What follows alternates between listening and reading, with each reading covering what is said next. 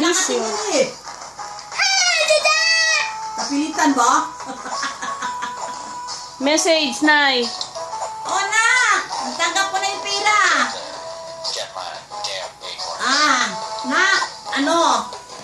Pag nabayaran mo na yung utang nga, i-withdraw ko na yung pera, i-close ko na. Nahirapan ako doon eh.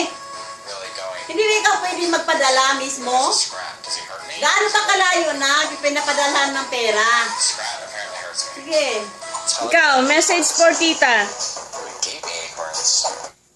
Message for Tita! Hello, Pa! Anong sasabihin mo kay tita? Please! Ano daw?